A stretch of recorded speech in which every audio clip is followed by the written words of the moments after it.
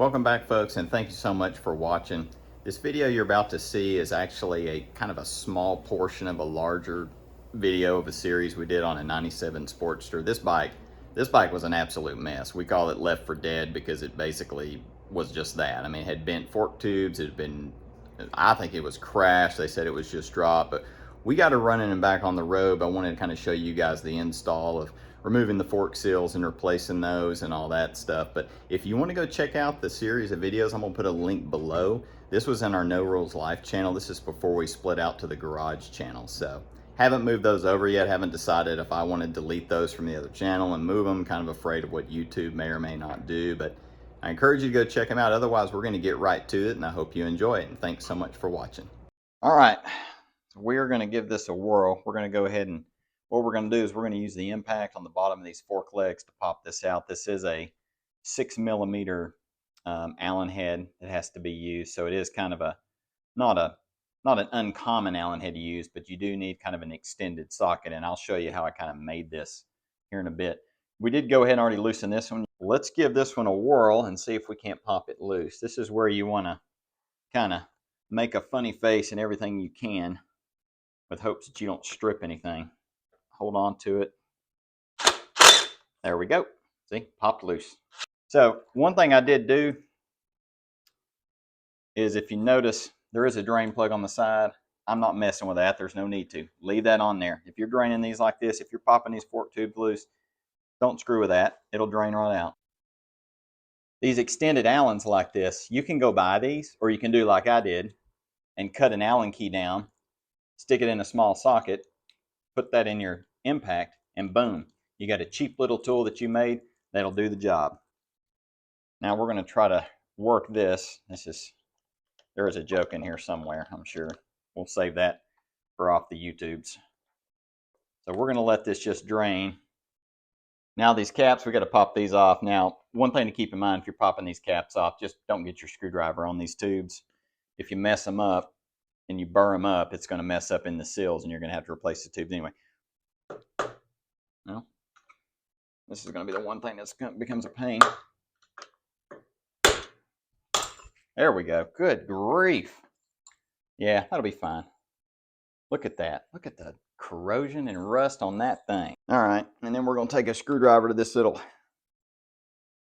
Wow. These things were beyond needing to be replaced, guys. There's that little seal. And then down in here, there is a clip. And again, we're not worried about the tubes in this situation. There we go. You can see that little ring right there. Now, it's getting this seal out. We're going to do this on the bike and see if we can pop this loose. There it comes. There it is. There she goes. She is loose. And boy, that is disgusting. And there is a cap that goes on the end of this down here. We're going to need to make sure we get that out. See, it's right here. It goes on the very bottom. Some of these parts are going to be replaced, but what I'm going to do is I'm just going to go ahead and pull these off and just keep them in order. You know, take pictures, whatever. I know they made the comment about, you know, not needing the shop manual, and you don't. You can look this stuff up online. There's also hundreds of videos on this stuff, I'm sure, on how to do it. I actually looked at a few myself as a refresher. Come on, there you go. There's our old seal. Wow, that's bad. Whew. That sucker. That had some corrosion. That right there is about, there was so much corrosion in there, that's why we couldn't get that cap off. So I'm going to have to realize that when I do the other side. Normally they just pop off pretty easy. And then our last pieces here that we had off there, or that we had popped off the cap and this other little dust cover up top. I think that's what they call it. All right, so we got to loosen these top fork caps here. I better go ahead and turn that. And also, this is under spring pressure. There are springs in here. We're going to have to remove all that out whenever we put this tube back together. So when you start to loosen it, keep your hands on it, get your rag, something, or else it's going to go flying. So let's see if we can loosen this up. Let this socket kind of serve as my thing to hold it, because again, these are under pressure.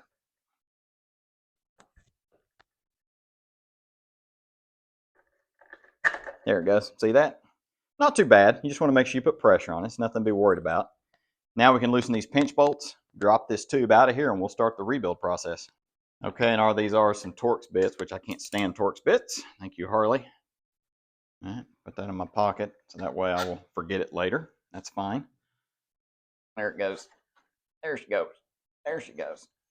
All right, so there's all the parts in their glory. So the only thing that bums me was this, but these things were already rusted and disgusted. I mean, that thing was just, take that seal out.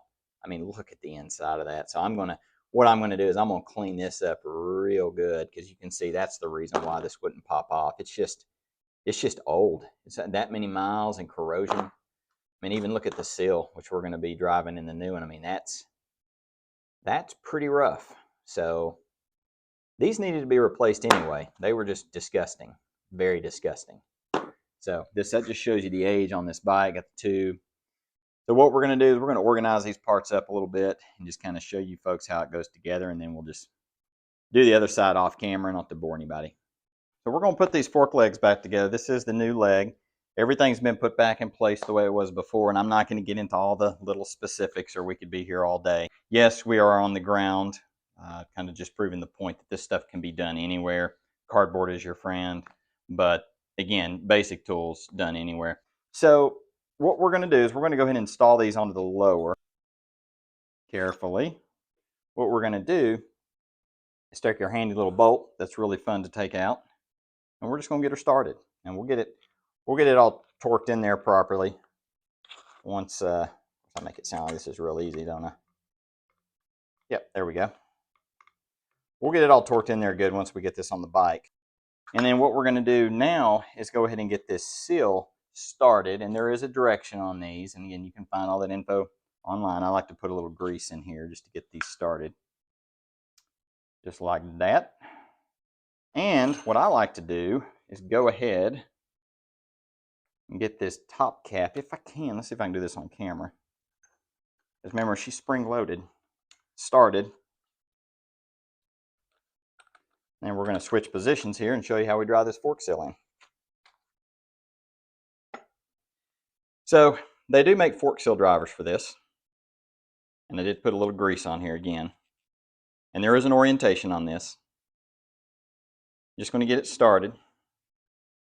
But instead of getting a fork seal driver and doing the right thing, we're going to use the fork seal driver 1500, aka a 1.5 inch piece of PVC. And all we're going to do is treat it like a slide hammer. We're going to pound that down in there to where we can get that clip in there. So there's a ring in here on the inside, and you're just going to keep hitting it till we get it down in there. Not hard to do, just take your time. All right, I think we got it. Take the clip, as you can see it, and all it does, and just we want to be careful. So we are dealing with new tubes here, so be very careful not to scratch anything. Get down here. Now, one cool tool I like to use, this is actually used for car stereos, but it's plastic. I use this for a lot of stuff. You can get down in there and just kind of mash stuff around. And you heard that click? It's down in there. It's good to go. Then you get this other, I think it's like a dust cover or whatever that goes on the top. We're just going to mash that down in as best as possible. Well, let's just give it a little motivation, shall we? Let's give it a little. Let's be in the giving mood. There we go. Look at that. There, I'm happy with that. These forks, in a way, I'm kind of glad they were bent, because these things just, they didn't have much life. Actually, they were on negative life, in my opinion. This poor bike. We can get this one running. We can get just about anything, I think. And we're going to do the same thing here. The 1.5 inch motivator. That sounds kind of bad too, don't it? There, all done. And that fork tube is done. So here's where we ended up. Both tubes are done. I'm just kind of showing you laid out here. So the next step is to get them literally up in the bike, up in the triple trees. We've got our measurements. So we're going to do the measurements to just get these started. I'm probably going to do that off camera just to line it up. But just to kind of show you these, I'm going to see if I can zoom in. I mean, these were bad. They were due. Look at those covers. This one I think was off. I think this is off the side we did on camera where all the dust flew everywhere. But they were they were pretty bad. And these fork tubes themselves are pretty bad. It's kind of hard to see on camera, but they are definitely worn. But the cool thing is we're going to get them mounted up. We are going to have to get the bottom bolts down there done once we get them in the triple trees. It just makes it easier. And then we'll remove those top caps up there to put the fluid in. I think they take about 10 ounces per. I have to check. Yes, I will actually check the spec on that for once. But after that, we'll have new O-rings that came with the kit for those top caps, and we should be good to go. From there, we'll start probably start putting the wheels back on, and we'll actually kind of have a roller again, which will be cool. Happy next day, everyone. Well, I would say good morning, but it's actually afternoon already. So, a little progress last night, as you can see. Got the forks already in there. It's just it was quite a bit of work, so I was trying not to. Again, if I try to put everything on camera, we'd be here watching this all day. But went in very well, actually, and I was I probably eyed them about 30 or 40 minutes making sure they were straight, and everything looks good. I'm very pleased with it. We got our bottom bolts all torqued in. I got our fluid in there.